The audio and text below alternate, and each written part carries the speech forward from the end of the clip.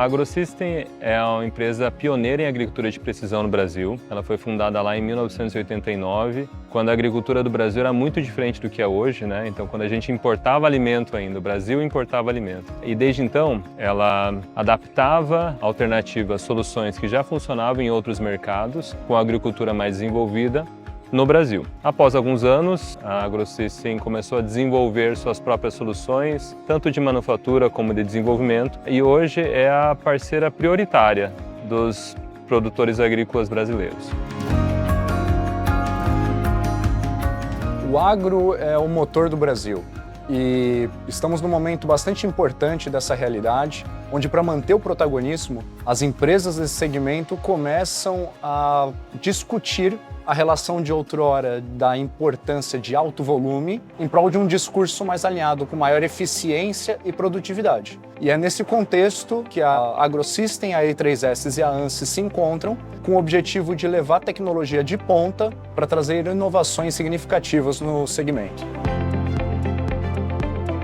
Bom, a AgroSystem utiliza as ferramentas da ANSYS aqui para fazer simulação numérica de CFD, para entender o comportamento do fluido dentro do dispositivo, e a parte de ROC, que é a parte dos elementos discretos, para saber como está o comportamento da partícula dentro do dosador. O processo de desenvolvimento da AgroSystem, antes de a gente aplicar a simulação numérica, era, infelizmente, bastante pautado em tentativa e erro. E, eventualmente, a gente via falhas a campo. Então, a simulação numérica, ela veio como um dos pilares de inovação e com isso a gente consegue encontrar as falhas dele, então a gente vai falhar muitas vezes virtualmente. Quando a gente desenvolve a amostra e vai testar na prática com o produtor agrícola, a gente acerta. A teoria de aplicar simulação numérica, ela vai ao encontro do nosso lema, que é proibido falhar a campo, porque a gente falha em casa e não no nosso produtor.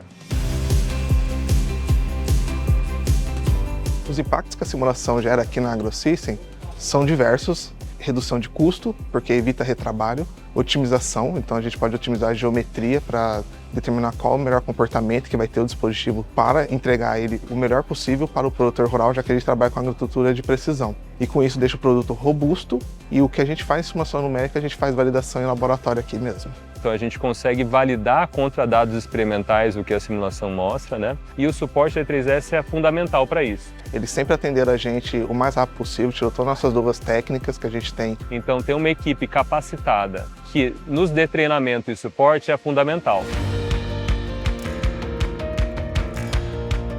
Hoje a gente está indo para um local muito maior que considera nosso novo nível de produção e compreende a expansão com o que a gente está fazendo em relação à avaliação experimental, à simulação numérica.